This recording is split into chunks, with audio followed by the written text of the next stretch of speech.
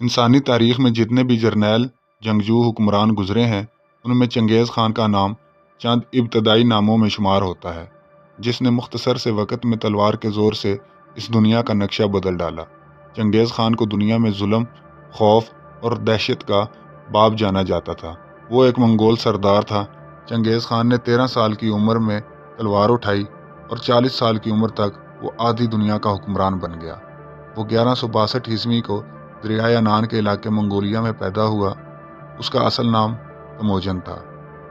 جس وقت وہ پیدا ہوا اس وقت منگولیا میں مختلف خانہ بدوش قبیلے آباد تھے۔ اس کا باپ اپنے قبیلے کا سردار تھا۔ ایک دن دشمن قبیلے نے سازش کے تحت اس کے باپ کو زہر دے کر قتل کر دیا۔ یہ وہ لمحہ تھا جس نے اس سے اس کا بچپن چھین لیا۔ وہ اس وقت بالکل تنہا ہو کر رہ چکا تھا۔ وہ اپنی ماں کے زیر سایہ دوسرے بہن بھائیوں کے ہمراہ پروان چڑھتا رہا۔ اس کی ماں اسے اس کے آباء و اجداد کے واقعات اور بہادری کے قصے سنایا کرتی تھی، جس کا اس پر گہرا اثر ہوا کرتا تھا۔ اسی وجہ سے وہ بچپن سے ہی بہادر اور نڈر بن گیا تھا۔ یوں وقت گزرتا گیا اور آخرکار 1175 کو اسے قبیلے کا سردار بنا دیا گیا۔ جب وہ سردار بنا اس وقت دیگر قبائل سے چپکلش چل رہی تھی۔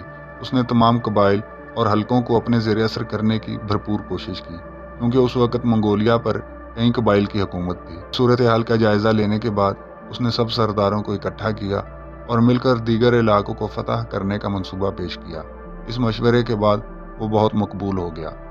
اس میں کئی سرداروں نے اس کی حمایت کی اور کئی نے مخالفت کی، لیکن مقبولیت کی وجہ سے دیگر سرداروں نے اسے متفقہ طور پر اپنا سردار تسلیم کر لیا اور دریائے عنان کے قریب ایک مجلس میں اسے چنگیز خان کا خطاب دیا گیا۔ چنگیز خان نے باقاعدہ طور پر منگول سلطنت کو ایک مضبوط سلطنت کے طور پر متعارف کروایا۔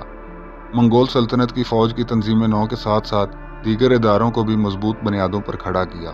اس نے فوج کی تنظیم نو کے جو اصول مقرر کیے وہ صدیوں تک فوجی ماہروں کے لیے مشعل راہ کا کام دیتے رہے۔ چنگیز خان کی زندگی کا اہم واقعہ اس وقت پیش آیا جب اس کے چند سفیر قتل ہو گئے تھے جو مختلف ممالک میں بھیجے گئے تھے۔ اس نے اس واقعہ کو عالمی سطح پر ابھارا اور وہ دنیا کو فتح کرنے کے ارادے سے نکل کھڑا ہوا۔ اس سال اس نے شمالی چین اور افغان سرحد کے علاقے فتح کیے۔ اس کے علاوہ بخارا، سمرقند، ہرات، شاہپور اور آذربائیجان، خراسان پر حملے کر کے انہیں بھی فتح کر لیا۔ اس کی فوج نے جنوبی روس اور شمالی ہند تک یلغار کی۔ اسی دوران 1218 میں چنگیز خان نے ایک تجارتی قافلہ سلطنت خوارزم میں بھیجا۔ فاراب کے گورنر نے تجارتی مال پر قبضہ کر کے تمام تاجروں کو مار ڈالا۔ چنگیز خان نے شاہ خوارزم سے خون بہا طلب کیا تو شاہ خوارزم نے وفد کے 3 میں سے 2 آدمی قتل کر دیے اور ایک کے بال مونڈ کر واپس بھیج دیا۔ چنگیز خان نے 2 لاکھ سپاہیوں کے ساتھ سمرقند، بخارا اور ریاست کے دوسرے شہروں پر قبضہ کر لیا۔ 1219 سے 1221 تک ہونے والی لڑائی میں سلطنت خوارزم کے 12 لاکھ افراد مارے گئے۔ چنگیز خان نے گورنر کو گرفتار کر کے اس کی آنکھوں اور منہ میں پگھلی ہوئی چاندی انڈیل دی۔ چنگیز خان کی سلطنت شمالی چین سے جارجیا تک پھیل چکی تھی۔ وہ 6500 کلومیٹر رقبے کا مالک بن گیا۔ اس کے حصول کے لیے اس نے 84 لاکھ لوگ قتل کروا دیے تھے، اس لیے اسے تاریخ کا ظالم ترین حکمران بھی کہا جاتا ہے۔ بچپن سے ہی بہادر ہونے کی وجہ سے اس نے ایسے جنگی طریقے اپنائے جو اس سے پہلے کسی نے نہیں آزمائے تھے۔ گھوڑے پر بیٹھ کر تیر چلانا اور سارے پیادہ لشکر ختم کر کے اس نے گھڑ سوار سپاہی اپنی فوج میں رکھے، جو اس کی فتوحات کی ایک بڑی وجہ ہے، کیونکہ اس سے پہلے جنگوں میں لوگ قوت پر دھیان دیتے تھے۔ رفتار اور تیر اندازی کی اس ٹیکنیک نے انہیں بہت فائدہ دیا۔